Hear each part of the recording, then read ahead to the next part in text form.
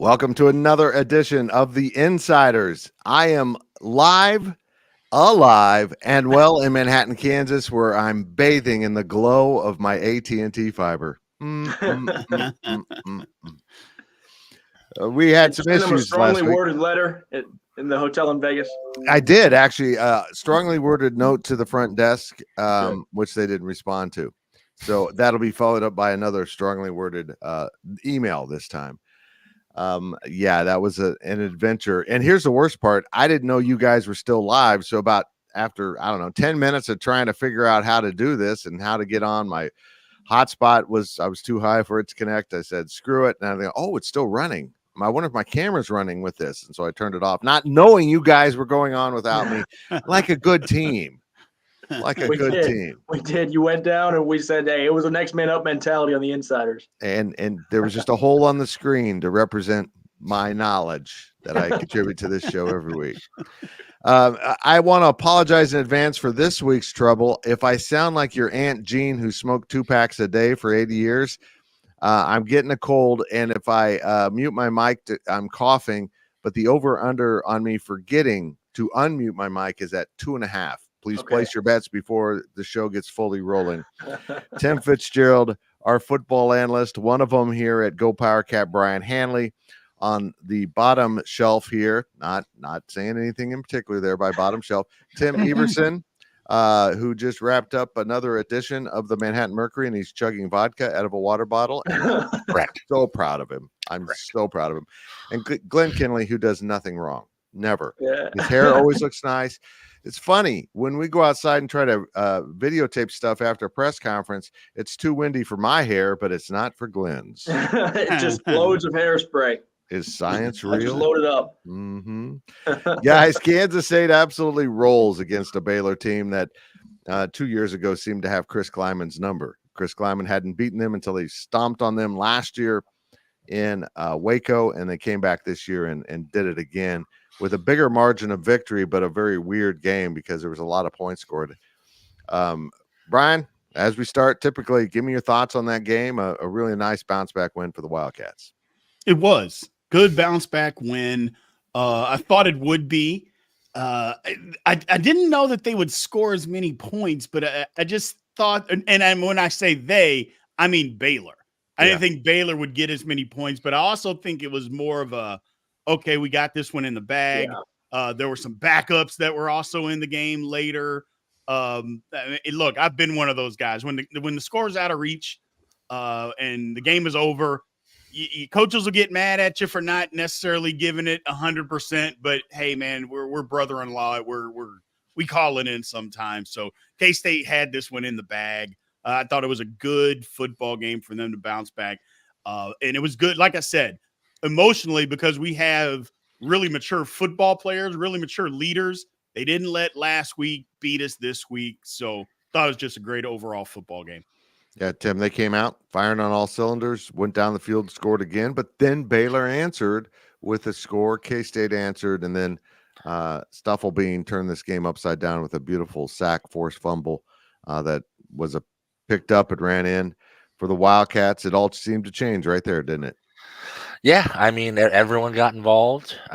Even special teams got involved, kind of, both positively and negatively. But it was just another dominant, just absolute thrashing of a team at home. I mean, this team would probably beat the 85 Bears if they played them in Manhattan.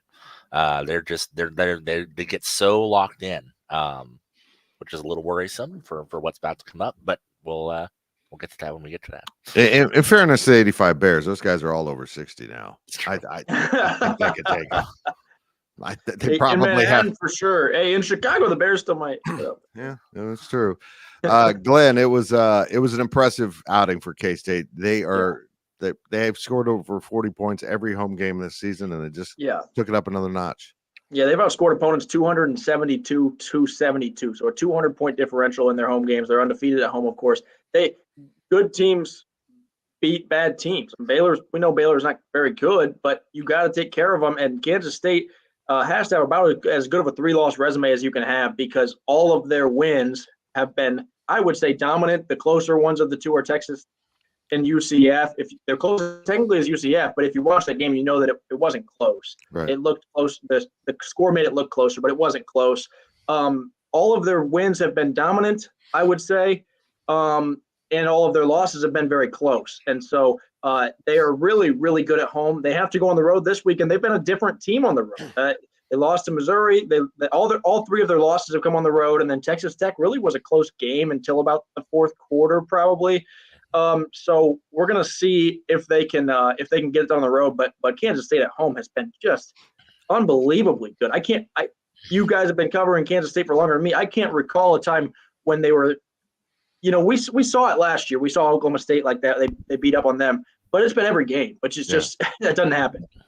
Well, Brian, part of it is, let's be blunt here, the competition that has come to Manhattan hasn't been the best the Big 12 has to offer. Mm-hmm. But with that said, K-State has indeed taken care of business. And they also typically take care of business in Lawrence. I'm not going to call it the Bill East. I mean, but they just go in there and typically flourish. It's Kansas State and Kansas, 6 p.m. on Saturday night in Lawrence. I just feel like this isn't the place where K-State's going to have a road letdown. They never have. No, I don't think so either. Because again, there's some implications to winning the football game. I mean, bragging rights, obviously, that's number one. Number two, there's still a possibility for a Big 12 title. I mean, I know we'll get into that later, but there's things to still play for. So going on the road and having a big letdown at Kansas, number one, you're right, Fitz. It's just not something that I've ever seen. I mean, there are Ron Prince years, but we don't count those. Yeah, those are asterisk. Yeah, exactly. So, but other than that, they go on the road to Lawrence and play well. They play well. So I don't expect anything other than that on Saturday. At Kansas State, we don't count pandemic years, whether the pandemic was COVID-19 or Ron Prince. Because Prince fever turned out to be a really dangerous situation. Tim, backpedaling a little bit to last Saturday, and we need to cover this as much as possible. Will Howard. Yeah. This kid has been on a journey. Mm-hmm. He's been on a journey of his own making in some ways, of circumstance most ways, and of fans in other ways. And circumstance decided he had to play as a true freshman at Kansas State University in the midst of a pandemic and honestly not look very good. And not everyone, a lot of people quickly decided this guy can't play based on that. Well, we were all wrong that might have thought that. He did have some trials and tribulations along the way, but he kept stepping in when other quarterbacks got injured, and he almost lost his job this year to the backup quarterback. But he asserted himself, didn't he? This has been amazing what he's done since the debacle at Oklahoma State.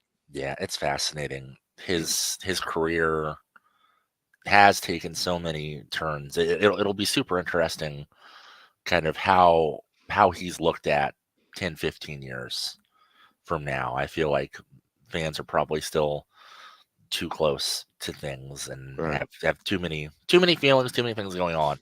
But for me,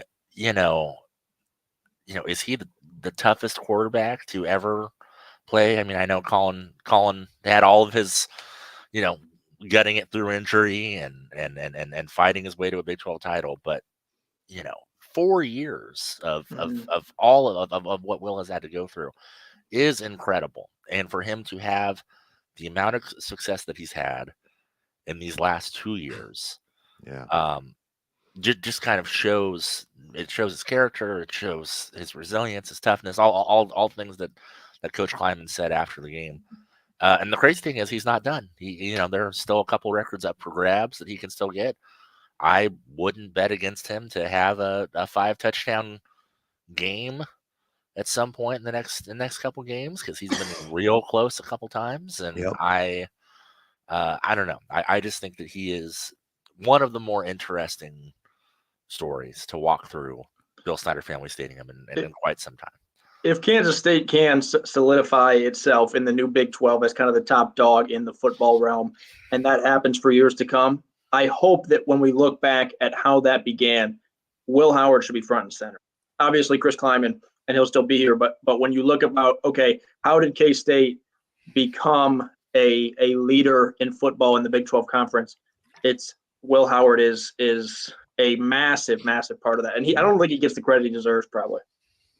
And Brian, you played with the guy I believe is the greatest quarterback in K-State history, one of the best, I believe, in college football recent history, in Michael Bishop. And Mike only played 2 years, and we'll be honest here, quarterbacks usually get 2 years at the most at Kansas State. You in the past, you've had to earn your way to get up there and get to play. But Mike was here out of junior college, like yourself. There's no doubt in my mind Mike would own most records if he had been here for. Absolutely. But still, Will has found a way to get it done, and get it done his way, and did it on a day, ironically, when Mike was honored at Bill Snyder Family Stadium for being voted into the College Football Hall of Fame. But K-State is building a pretty damn good quarterback history, isn't it? Absolutely. I just think what Will was able to do, just think about him coming in as a freshman. He wasn't ready to play. And it was a testament. I don't know if you want to say it's a good testament, but him having to be the starting quarterback, at such a young age, and not being ready, but he came in, he did the job, and then the next year he came back, and I don't know that he was great when he had to play then either, and people were upset, myself included, and I was hard on him. I called it like it was. I mean, nothing, it wasn't personal or anything. No. And I don't think anybody was being personal. It was just, hey, what's going on here? Is this what we got? And then last year, it was just, he came in, and I know fans felt the same way I did. I'm like, oh my goodness, if he's got to come in, how's this going to go? And boom, boom, boom, away he went. Absolute 180, and it was absolutely incredible to see. I just couldn't be more happy for the kid on how things have turned out for him. Even having to go through what he went through this year, struggling, having not just fans, people in general, who knows what goes on campus. Look, I was on that campus. I know people talk, and they'll come right up to you too. They don't care. Hey, man, we think Avery should play over you. That happened to Will. I guarantee you that happened to him. And for him to just fight through it and to keep going, I just think to me, that's a great testament to him and what he's able to accomplish. And like you said, Tim, it's not over yet.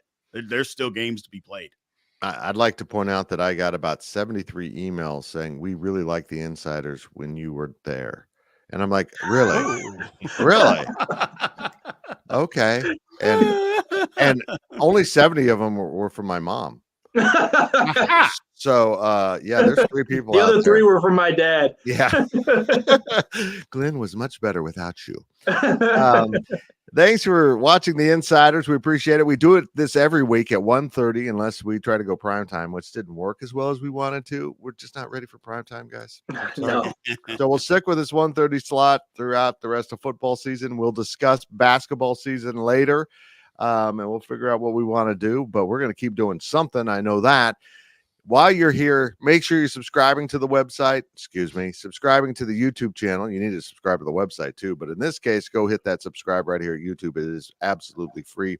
And you add to our algorithm and it reaches more and more people. Hit that thumbs up if you're having a good time. You might want to wait until Everson takes his shirt off after a full bottle of vodka. Then the show gets rocking. The thumbs up are going to roll in then. Sexual tension is amazing inside the room. And make sure you leave comments, because we're going to get to some of these questions over here in the right half of my screen right now. But Logan has a very good question I'm going to bring in right here because it fits in perfectly. And this is a small bit of organization for me that should not be taken for granted, because this kind of organization will go away. Does Will Howard's name belong in the ring of the K-State greats? Will his name go up on the stadium? Discuss, panel, because I don't think he's there. No. In terms of the bigger picture of kind of, I know he's got a record, and Josh Freeman isn't up there either, and he broke his record. Who might be considered for that at some point, Ron Prince era, so it kind of works against him.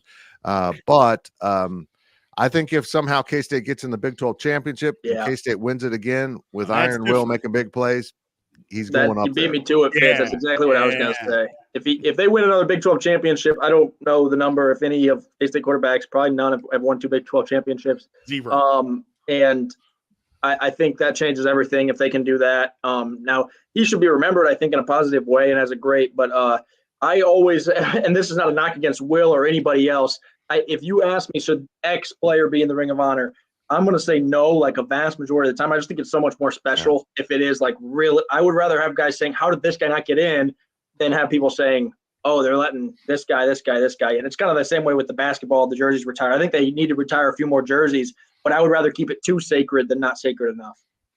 Yeah, absolutely. I 100% agree. I love Will, and I'm right there with both of you. Win another Big 12 title?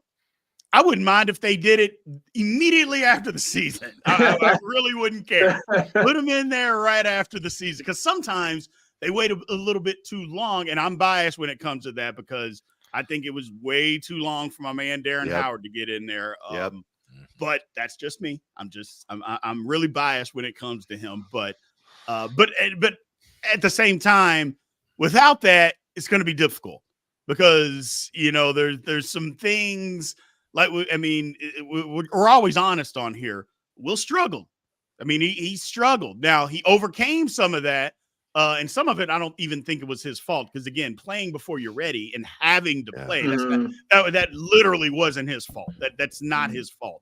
But, it is what it is. But you let some things happen, some good things happen for him, and, and I know we'll get into that because I got a whole bunch to say about these tiebreakers. It's absolutely insane, but let's just let it play out. Let's let it play out with Will and see what happens. Let it play out. I don't mean to change the subject too much here. Cooper Beebe, I know that's one of the reasons he came back. There's never been an offensive lineman in that Ring of Honor. That's a guy I will say I think belongs in there. I don't know if you guys disagree or not, but I think he's got to go in. I agree. And they should also, a fighter pilot that gets all the marks on the plane, they should put all of his pancakes up with little marks. Wait, if he goes in, can they use the photo on the plaque of that Nacho Libre Halloween costume? Maybe. No, that's just it was erotic. It was too much. real quick. I'm going to be the counter here to you guys because while I think that in general you're correct, and certainly if K-State gets back to the Big 12 title and they win, he's a shoo-in. He very well in the next 2 games could overtake the record for career touchdown passes in a season from L. Roberson. Has the career mark. L is in the Ring of Honor. Both have won a Big 12 title. Are the careers that much different between? I know that L is a more mobile guy. Yes, you could just watch football. L was better than Will is. Yeah, I agree with that, but you make a really good point, Tim. You definitely make a great point. And what's interesting about that is it's kind of the opposite here. He won the championship in his senior season, thinking that Will doesn't do it this season.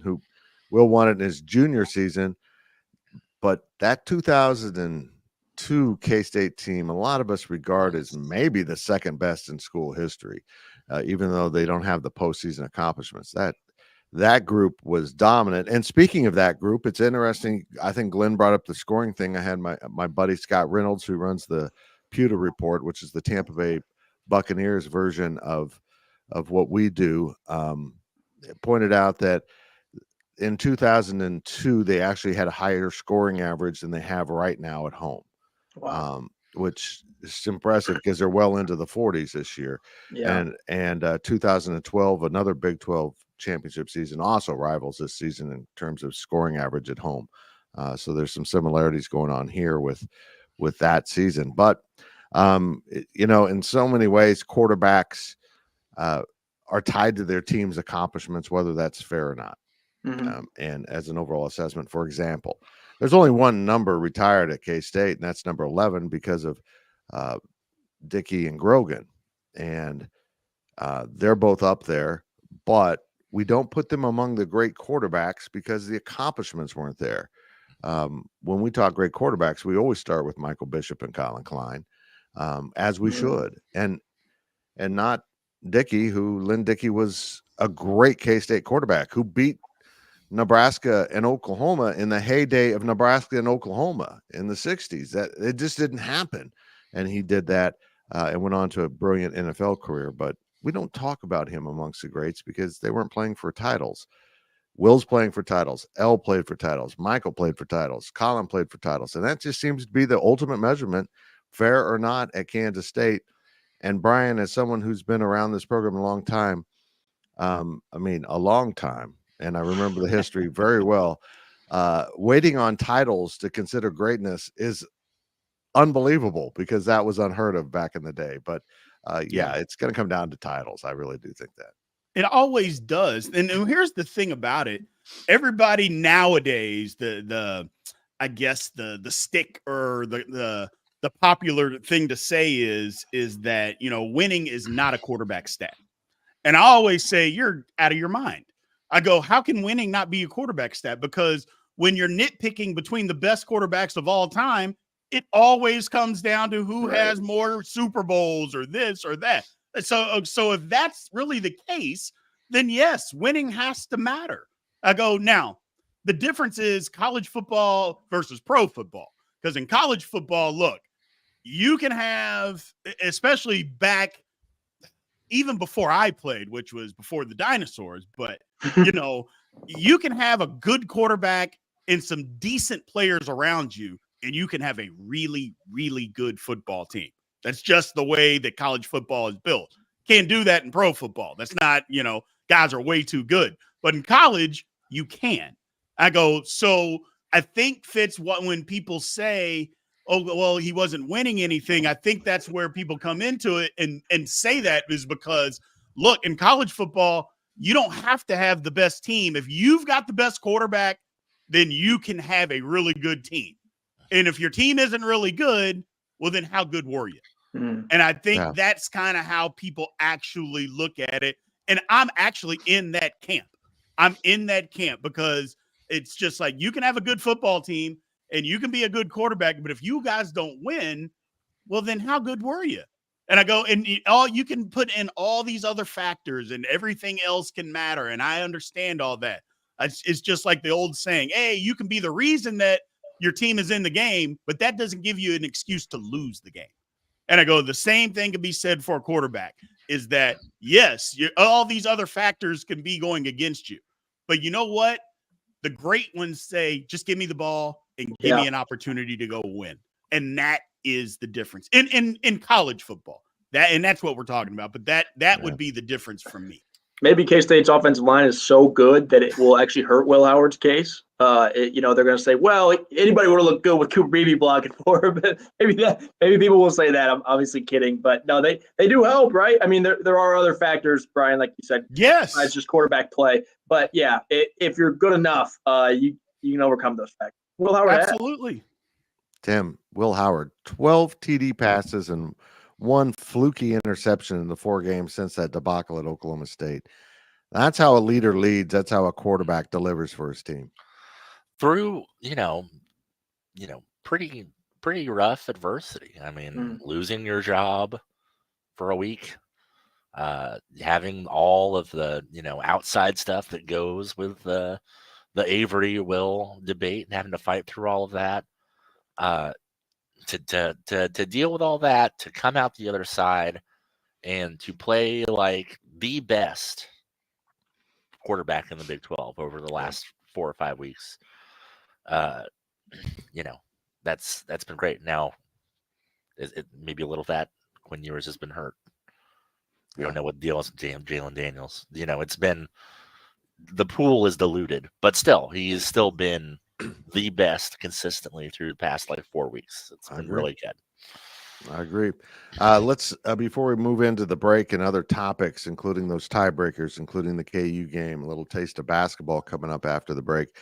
Let's talk about this. Brian Hanley, Kansas State got non-offensive touchdowns on Saturday. Granted, they weren't special teams. They got a short field from special teams, but they got 2 defensive scores that padded to that that margin of victory. But boy, K-State's been doing it without, and when they did it with, it was an awesome sight to see how good this team can play. Absolutely. And that's the thing that's kind of been missing with this team this year is, the change, the quick turnover, or, the sudden plays that we just haven't had, and special teams. Look, it just hasn't been good this year. Now, we had a decent game, I guess, if you want to call it that. For what we've been, I'll give it a decent game against Baylor for what we've been this season. But to be able to see the defensive touchdowns, you got to have that. Every team has that. Every good football team has that. I don't want it to just be, K-State needs this to be good to compete. No, they don't. But every good team has that. K-State's a good football team. So it was good to be able to see those guys be able to cash in like that. I was happy for them. Has anyone come further than Keenan Garber? I mean, I'm talking about I'm not even talking about a year ago to when he switched, but I'm talking about from 6 weeks ago. I mean, I'll put my hand up. There was a time earlier this season where I made the joke to Buddy. I said, have we considered switching Keenan Garber back to wide receiver? Put him back at wide receiver. That's right. Because he was struggling, and he's been really good the last few weeks. I know the defense had a rough start against Texas, but even the rest of that game, he was actually good. And then he gets the pick six on Saturday. So I've been impressed by him and a lot of the DBs and just the progression that they've made in a short period of time. Well, Glenn, here's the thing. Oh, go ahead, Tim. Go ahead. I'm going to say it's credit to the coaching staff. I mean, every year, it seems like we go through this complete reset of the secondary. Right. Last year, they had some more polished guys come in. And so they clicked a lot sooner than this year. But the combination between Kleiman, Van Malone, Klanderman, all those guys working together, they know how to do it. They are the best at doing this kind of thing. And it was really showing these last couple of weeks. Yeah. Absolutely. The thing about Keenan Garber is that we saw it against Oklahoma State. Zero confidence. Didn't realize that he was maybe going to have to play. A couple guys get hurt. Coaching staff maybe didn't have him ready to play. Saw him giving 10, 15-yard cushions. You don't see that anymore. Mm-hmm. He is a totally different football player out there today than what he was that day. And, Tim, you're right. The coaching staff, they just work wonders. Get guys' confidence up. Hey, you're at Kansas State for a reason. And we didn't recruit you because you couldn't play football. We moved you to this position. We didn't do that because you couldn't play football. Now go out there and play football. Sometimes a kid just needs to hear that. Yeah. They just need to hear that. Show him, give him a little confidence. Show him some things that he's done right, because they're always going to show you some things you do wrong. Trust me. And then they're going to yell at you for it. But show him some things that you do that he's done right. Just a little confidence, and that's all sometimes somebody needs to just absolutely take off. Yeah, absolutely. You're watching The Insiders here on YouTube, on Twitter, X, whatever the hell it is. I'm Fitz. That's Big B. That's Little Tim E. Oh, that was good. Little Tim E. I like it. And Glenn. Right here. And we'll be back after this very short break if you're watching live. If you're not watching live, I'm sorry. This is going to be a commercial.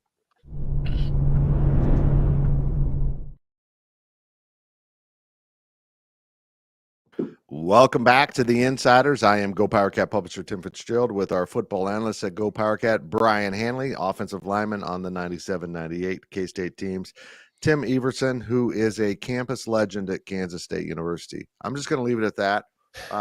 Don't ask why. Yeah, don't. No. There's no reason to ask. And, of course, Glenn Kenley, who is a legend everywhere he goes. Yeah, that's right. Mostly because he has hair. And in this crowd, it looks really good. That's why we got to keep Ryan Gilbert off of here. He made me look bad by adding another guy with hair on here. I'm telling you what, Kenley, we got so many reasons to keep Ryan Gilbert off of it. Boys, Kansas, we ended that segment with defensive touchdowns and the advantage it can give you. And that, Brian, is something Kansas has done exceptionally well this year. They've had more pick sixes than Glenn Mason did on the sideline with his nose. I'm sorry. That was a really old reference. And I guess I get it. I just brought it up. And then that Terry guy did it too. I don't know. It was childish. Talk about the defense of KU. I mean, look, nobody's talking about the defense of KU because that's not sexy. Right. But they played a good game on Saturday. Held Texas Tech down. I know they didn't win. There's some other circumstances to that, but their defense is playing better. They are playing better. Tech didn't really try to run it that much, though. Let's be honest. They didn't just line up and say, you know what? Stop our run game. Tech didn't do that. And I thought they had opportunities to be able to do it and run the ball more than what they actually did. But give KU credit. Maybe they took Tech out of, wanting to run the ball more by not having a ton of success. So their defense is playing well, but I don't know that they have faced what K-State is going to bring at them. Well, I agree. Glenn, you've seen KU quite a bit this season because you cover both. Right. But this KU defense is different than the past ones. Oh, no doubt about it. It's their defense was a weak point certainly 2 years ago and probably still last year. In fact, they were last year. Let's just say like it is. They had the worst points per game in the Big 12. They're different this year. We talked about their secondary. They have some fantastic athletes in the secondary, whether that's Kobe Bryant or Melo Dotson. Kobe Bryant, that's Cobee, by the way, not the Lakers. But I think those guys were already pretty good. Where they've come the furthest to me is the defensive front. They got a Minnesota transfer in Austin Booker who probably should have been playing at Minnesota. You see him play now in the Big 12, and you say, how did this guy not get snaps there? He's been a stud off the edge for him, and I think that's why some of those other guys have looked good is because that's why some of the secondaries look good, not because they're already good, but when you get pressure as well and you force quarterbacks to hurry or whatever, that changes everything. I think it'll be interesting to see because I think, again, that defensive front has come a long way. I think K-State's O-line is really, really good. And, this is going to sound like coach speak, but Chris Kleiman would say it. This game's going to be won at the line of scrimmage. Yep. We saw Tech just kind of give it to Josh Brooks. What did he have, 20 carries in the first half or something like that? So I don't know if K-State will do something like that and see if it works and go from there or what the plan of attack will be. But this is a different KU defense than what Wildcat fans have been used to seeing in the Sunflower Showdown. And quite frankly, this is a different Kansas team than what Wildcat fans have been used to seeing. Tim, I laid witness to what Bill Snyder did, and the hole out of which Kansas State had to climb was much more significant for many reasons than what he inherited at Kansas, which is hard for people to grasp, but it was. I mean, they didn't have any facilities. They just were non-competitive in every way. And Lance Leipold inherited a better situation, but it was still bad. And again, they're winning more games, but the culture of accountability has been put in place in Lawrence. Mm-hmm. And he held himself accountable after the loss to Texas Tech. You could see on the sidelines at the end of the game how mad he was, as it turned out, at himself that they lost. But he's got this thing going. And once you get a defense and self-belief, you can overcome a lot of stuff, and that includes having a third-string quarterback. Yeah, I mean, K-State has shown what having hiring a good athletic director who then hires a good football coach, what that can do for a university. And then Travis Goff and Leipold are definitely that. It was more at the time. I think there was a lot of jokes about they just need to get an adult into the room. They had so many ridiculous characters walk through the door in Lawrence, but in both positions. Right. But they've done more than that. They found some people that really, really have kind of dug deep and have this thing going. I mean, it is crazy. Now, the transfer portal, I think, is a lot of the reason why it's been as quickly. They've been able to overhaul a lot of that depth.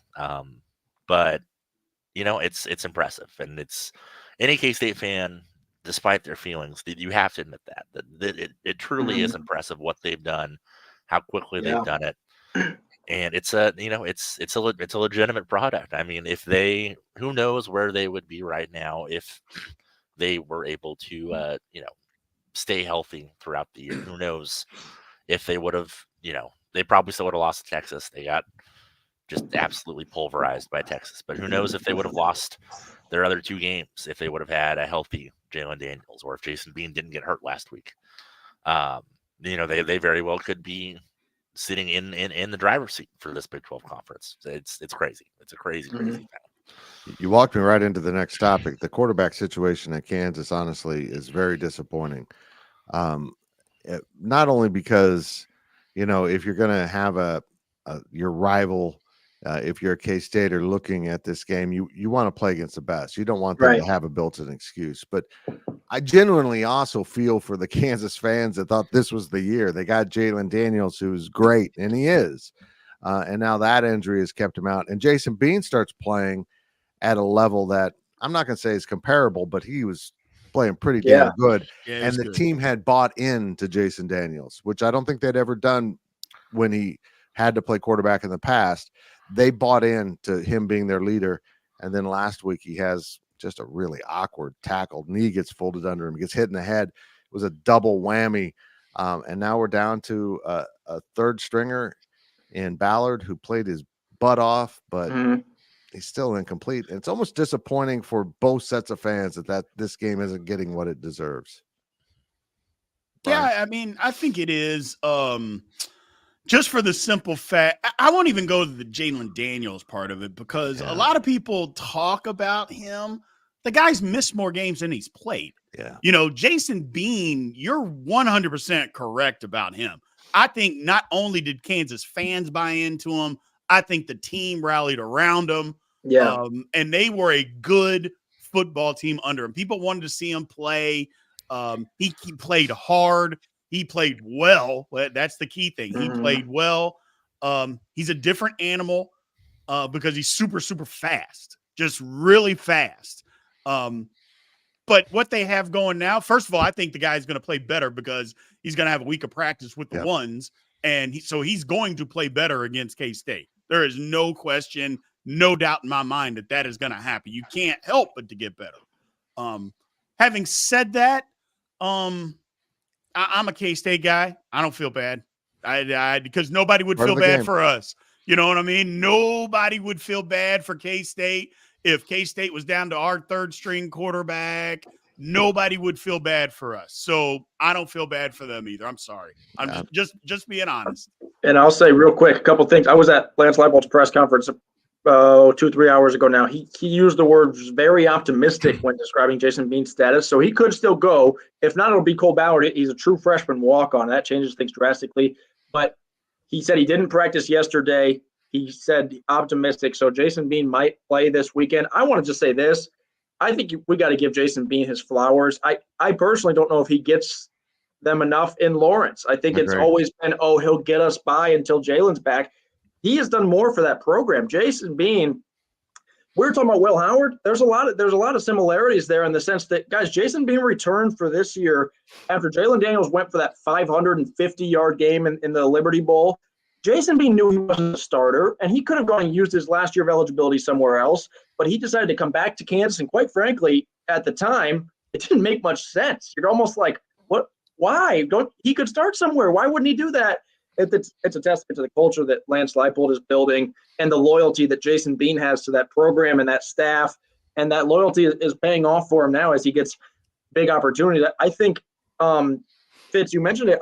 I think both sides of this rivalry should want Jason Bean to play this Saturday because I think this is going to sound overly cliche, but the state deserves a game like this where both teams are healthy and both teams can get after it, because this is – when's the last time we had both teams this good in the Sunflower Showdown? I don't know. I agree. 95. Yeah, exactly. Probably. 95 when I think KU was 7th in the nation. Was that the ranked matchup the only time? And we won't get it in the AP poll this week, but the college football playoff poll will come out tomorrow night. And KU was 15 in that one last week. So I would think they're still in it. Yeah. What'd you say? They should stay in. I would think they will be. In K-State, I think was correct me wrong. Were they 25 in it? So they'll obviously stay in it after a win. So I guess we can call it our second ranked one if we just look at the college football playoff poll instead of the AP poll. Tim, I want to point a couple things out here. First of all, I hope Jason Bean plays, but he will be limited. He clearly stretched that knee out pretty good. I don't think he did any damage, but boy, you stretch those ligaments out and you're a runner and cutter. You saw what happened when we tried to cut on that knee. It's just, no, we're not doing that. Head injury, I find a weak bounce back is pretty interesting because that's kind of coded for concussion, and it might have been mild because he did go back out there and they may not have realized he had it. So maybe he does bounce back. But Tim, I want to point out that KU should be thanking Kansas State for the last time they went to Lawrence, because if you recall that game, Daniel Green was a one-man wrecking crew and took out with clean hits 2 quarterbacks, and they had to put Jalen Daniels on the field, and they realized, oh, whoa, this guy's incredible. Was that Miles Kendrick? Did he start that game? Oh, yeah. That's a name you forgot existed. Most KU fans have. But yeah, it's just interesting, the history here of the KU quarterbacks in this game. I hope Bean goes. He deserves to be the starting quarterback in this series. Yeah, no, I do too. It'll be interesting. I at the same time, and I've seen several KU fans talk about this. If somehow they throw Cole Ballard out there and they find a way to win, oh yeah, that kid is gonna be, that they're gonna throw him in the stupid lake with the goldfish. Can you imagine carrying the quarterback off the field and just keeping him into the lake? They might carry him off on shoulders, though, and I tell you this, Wildcat fans would not hear the end of it. Third-string quarterback, walk-on freshman, if he can get in. And the thing that we should be talking about that we're not is, regardless of the quarterback that plays, they have 2 elite running backs. Devin Neal and Daniel Highshaw are probably the best 1-2 punch in the Big 12. Those guys are really – we've known about Devin Neal for a long time. I think Highshaw, the ceiling might be even higher. He has the ability to just run dudes over, and he'll make – if they struggle to tackle even a little bit, he'll make you miss, or he'll shed you off pretty quick. So regardless of the quarterback that plays, you better figure out a way to slow those 2 guys down. Agreed. Okay, on to the next topic, and that is the Big 12 tiebreakers. And multiple people have looked at this, and now other reporters have confirmed this information to be true. I'm told that the Big 12 met this morning. They obviously didn't put anything out publicly, but maybe they clarified behind the doors what's going on here. Apparently, real quick, Fitz, apparently they are. We asked about this morning, and they will be releasing something. Okay, soon. So we just have it. Clarity. As of now, which is what, 2:12 on Monday afternoon when we're recording this. Boy, my clock hasn't been moved back yet. I'm so proud of myself for getting that right. That if there is, now that the Big 12 has no longer a round robin and you have teams that you don't play, if there is a 3 or 4-way tie, 3 or more tie at the top, and not everyone plays each other in a round robin cycle, you can't use the round robin. You move on to the next criteria, which is the highest seeded team, the highest ranked team in the standings that you all played. Apparently that is advantage Kansas State. If these 3 teams went out, that's the big if here. If they all went out, and we saw last week that chaos can take place at any moment. This is one of the most astonishing things. And Brian, I'm so eager to hear your thoughts, but Oklahoma State beat both Oklahoma and Kansas State. And because Oklahoma and Kansas State didn't play, they don't count the round robin. The round robin's not considered. But if Oklahoma and Kansas State had played, it doesn't matter the outcome of the game. Oklahoma State wins the tiebreaker. But Oklahoma State, apparently in this scenario, without using the round robin, doesn't win the tiebreaker. As of this day, if all 3 teams went out, Kansas State wins that tiebreaker. There's another game in there that plays into it. But Brian, this is so stupid. It's unbelievable. But this is the same thing in 1998 where the Big 12 had bowl selection rules. Kansas State ends the damn season not ranked 3rd in the conference bowl pecking order, 3rd in the damn BCS poll, barely out of the national championship. And they let the bowls all pick because that was the rules. Boom, boom, boom. K-State ends up playing in the 5th place bowl, the Alamo Bowl. And how are you guys going to care about that at that point? But you were part of a screw job that took place because the Big 12 had bad rules, but they followed them. They didn't change them to fix the problem. I'm going to be offended if they change this to fix a problem in midstream. Absolutely. And you got there before I could get there because, like I said, first of all, we were the third-ranked team in the country and lost out on tiny percentage points to get in the national championship game, which was BS to begin with, because that would never even happen today, because a team that with the same record, you lose to a 5-6 team that didn't even qualify for a bowl versus another team that lost to the number 9 team in the country in double overtime in their conference championship game. And you're picking between those two to go to the national title. Well, we know what would happen today. Well, that didn't happen back then. So that's number one. But number two is, how in the world does play on the field not matter? Because that's literally what they're telling Oklahoma State is, yeah, you beat OU, you beat K-State, doesn't matter. Doesn't matter that you beat them. Because the two teams that you beat, because they didn't play, it doesn't matter. I don't see how anybody could get there and how that's even logical. But I am 1,000% behind you on this, Fitz. If they change the rules, the bad rules, now, mid-season, just to do it to save face, then it's. I mean, I'll be infuriated because it just doesn't make any sense. If you knew what was going on, just make smart rules to begin with. Yeah. But that's not what they thought was going to happen. They tried to take the easy road, and this will never happen. Well, I mean, any college player system or college season will tell you chaos is here. Chaos happens. It always happens. So you have to plan for it, and they didn't plan for it. And it's interesting because really what they should have had in there was an asterisk that if it's a three-way tie, it goes to the next, your winning percentage or record against the next best team, unless someone in the three-way tie has beaten the other two. And that should be in there, but I'm with you guys. You can't add it mid-season. That's crazy. At that point, you're saying, well, this would be kind of unfortunate for this team, so we better change the rules. That would be crazy. Also, we got to take into account that if this happens, we will get one of the most epic Mike Gundy rants of all time. It could be extraordinary. Yes. I think they should not change the rule just to make sure that we get that. I'm in on that. Tim, your thoughts? Yeah, well, and the thing is, that's not even the craziest scenario. There's an even crazier scenario that involves Texas losing either to Iowa State or Tech, and then suddenly there's a four-way tie for first place, and that has to be all sorted out. I actually started writing something about this last night, and I got about 450 words in, and it was going real well. And then I started to see like multiple sites had contradicting information. Mm-hmm. The Oklahoman was talking about what you guys were talking about, that the Oklahoma State winning wouldn't be honored in a three-way tie, where another site said that it would.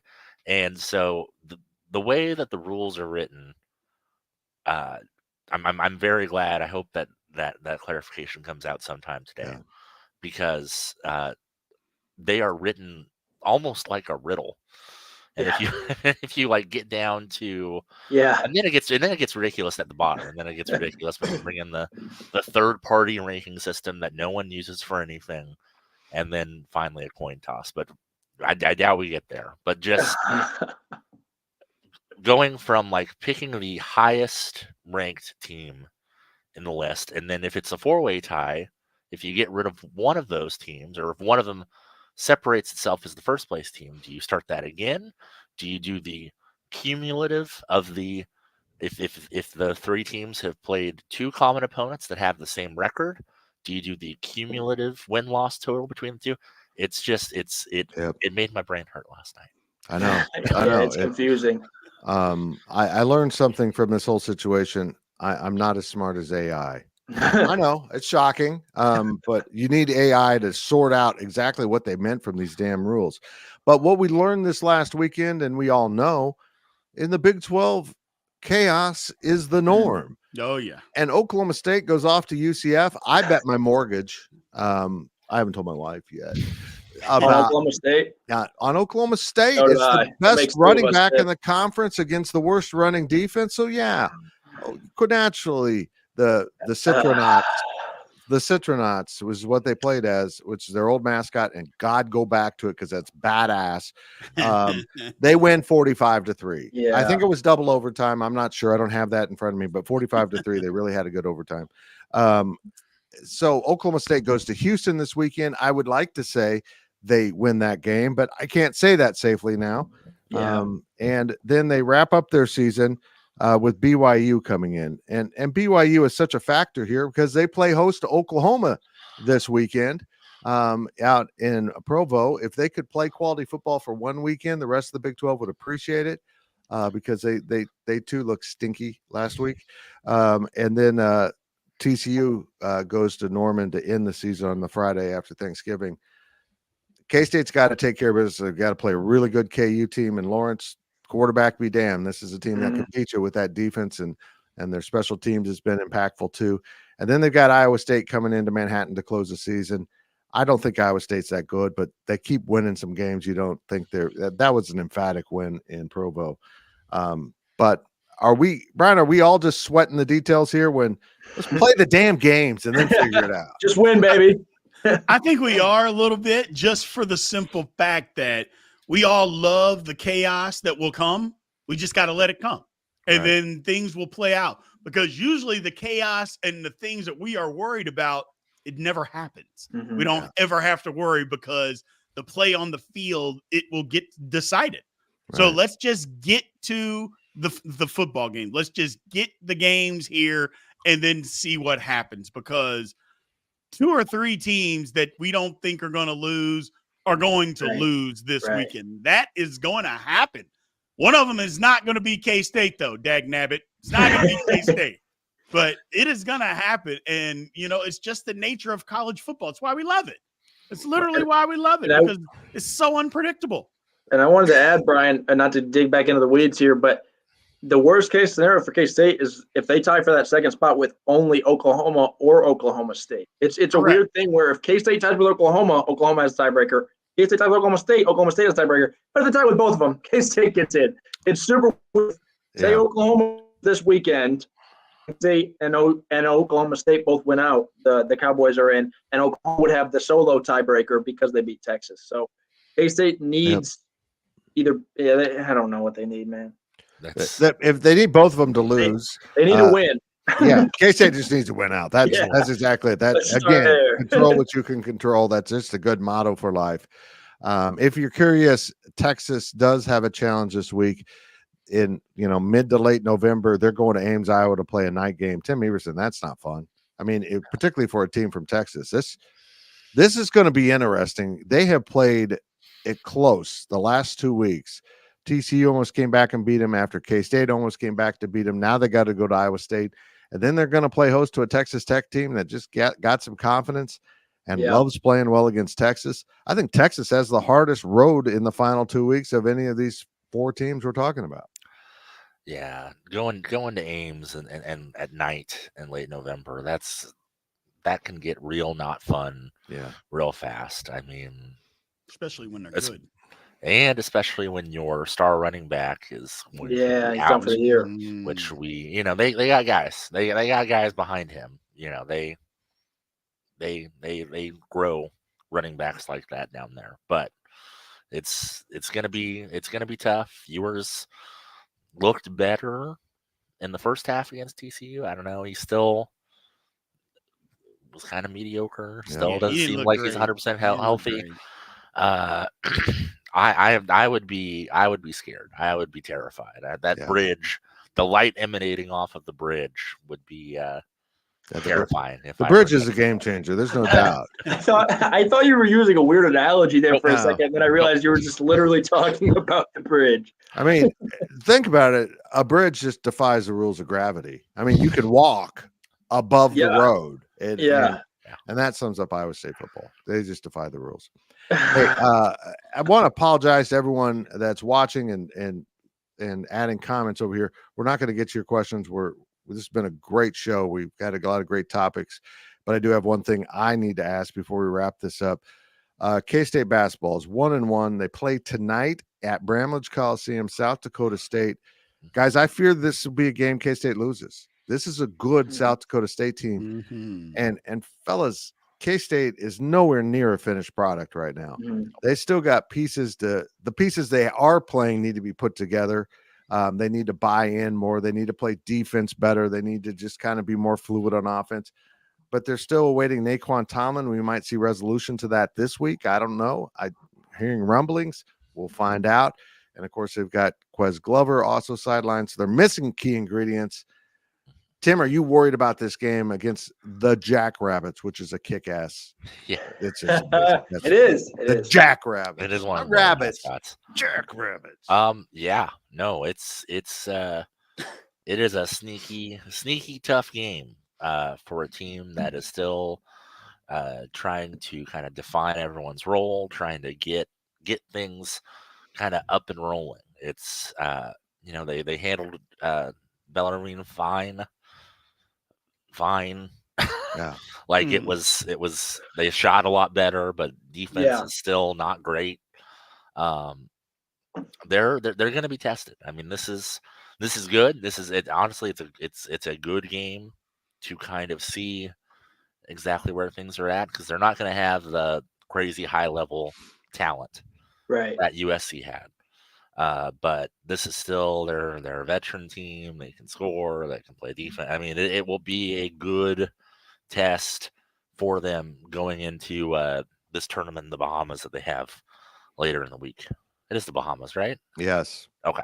Ryan Gilbert will be there. Lucky son of a. Anyhow,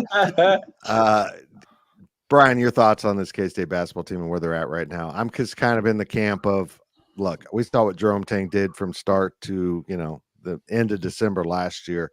It was amazing progress. Just give it some time. Yeah, I think the same thing. Just give it a little time, putting pieces together.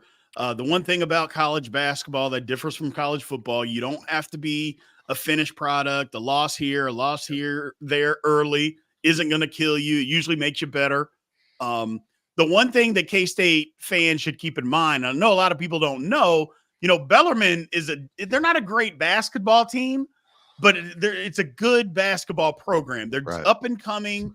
They should have made the tournament a couple years ago because they won their conference tournament, but the NCAA, in their ultimate wisdom, has one of the more idiotic rules that I've ever heard of, that you have to sit out 5 seasons from moving up from Division II to Division I. That's so weird. I've heard of it, but what sense that makes? Well, you got to get used to playing. Yeah, we won our conference. I go, wasn't that used to playing? But whatever. But I know Scotty Davenport personally.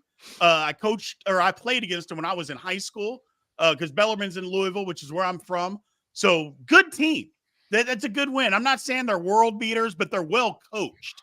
They are a well coached basketball team. They can shoot. They move the ball around. So while it's not one of those wins that you're going to look back on and think, oh man, we beat Bellarmine, it's a good team building win because they had to play a little defense to be able to win that game, make some shots, because Bellarmine's going to make you do those things to beat them. So I think the team is fine. Right. I'm with you, Fitz. Scary game coming up tonight. South Dakota State's good. Veteran team. You know how that always goes. They're big, got some size, can shoot it. We just have to be the more physical and the more athletic team. Yeah. If we do that, we can win.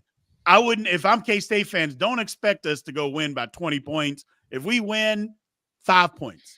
I think the game comes down to the wire, but it's one of those games that where we're going to have to grind it out, but be what we are. If we're more athletic than them, go be more athletic. Yeah. If we're more physical, then go be more physical. Don't play their game, play your game. That's how a lot of teams, you know what I'm talking about, Glenn? That's how a lot of teams get beat for sure in these scenarios is they go and play like the other team wants you to play. Think, well, we'll just play their way and go win. You're not going to do that against South Dakota State. You're just not going to do that. Definitely. Glenn, he said physical and athletic, and I immediately thought of you. Kansas State basketball. It is going to be interesting tonight. This weekend in the Bahamas will be interesting. Yeah. But as Brian said, at the end of the day, this week doesn't mean much. I mean, Yeah. if you get on track and start winning Big 12 games, you're going to be fine. Getting on track is the goal. You said it. Yeah. This is a typical case of what you probably expect this time of year, which is a team finding its identity. We talked all last year about how K-State only had 2 scholarship players returning. They have a few more than 2 this year, but it's still a very different looking roster when you bring in a guy like Tyler Perry and Arthur Kaluma and you lose Tom. I don't think we know what this team is right now, or what. I don't know if they know what it looks like, what they want it to look like when they're playing their best. Is that Kaluma running the show? Is that Perry knocking down threes everywhere? I think Cam Carter might be sneakily maybe their best player this year by the time everything is said and done. So this team needs to find this identity. I think tonight can either be it could be a big step towards that if they can figure out, okay, who's our go-to guy? Well, we need a bucket. Who are we getting the ball to? That was the nice thing about last year. You could say they weren't deep enough, but it was like, okay, we need one. Give it to Marquise or give it to Keontae, or give it to Marquise to give to Keontae. And it was nice to have that go-to. It's similar in football with Deuce Vaughn. It's like, okay, when in doubt, give 22 the ball. They almost, I think, kind of need that go-to. Don't get me wrong. It's great to have depth. It's great to be able to spread the love around and have everybody contribute and keep the defense on their toes. But I would love to see somebody step up, whoever that is, and say, hey, I'm the leader of this team, and, push comes to shove, I'm going to get it done. Every good team has that, though. Mm-hmm. That's the thing. Yeah. Every good team has a guy that they can give the ball to. And it doesn't mean they come through 100% of the time, but every good basketball team has a guy that you say, you know what, number one, we're going to listen to what he has to say, even if that means he's just getting the pieces where they need to be. But number two, we can give the guy the basketball and he can get a shot, get us a basket, at least make the right play. And these are the types of games to figure those things out. I think it's great. Yep. Well, what I'm hearing you say is they need someone 5'8" or less to be a star, because the little guys at K-State, Glenn Kenley, I'm telling you. I'll be there tonight, and I'm just saying, I would be happy to suit up if they wanted me to. Okay. Yeah. That's Once I shot 1 from 11 from the free throw line in intramurals in college. Yeah, that sounds like Arthur Kaluma in Las Vegas. Come on. Wow, what a shot to end this episode of The Insiders. Guys, you are fantastic. Thank you so much. I'm glad we stayed on the air. As far as I know, we stayed on the air the entire show this week. We appreciate everyone watching. Make sure you're following along at gopowercat.com. We've got so much more coming up. It is the Abolition Bowl week. I'm never Sunflower Showdown. To give it up, folks. No, we're not doing it. Dylan's can pay for it. I'm giving you this for free. Abolition Bowl on Saturday night at Booth Memorial Stadium there in lovely Lawrence, Kansas. K-State, KU. We'll have a pregame show. We'll have a Friday walkthrough. We'll have a regular podcast. It's all coming at Go Power Cat. Come check us out. We appreciate you watching. And that is the end of this week's show. Everyone, go take a nice rest. I'm going to go cough. That's my big thing.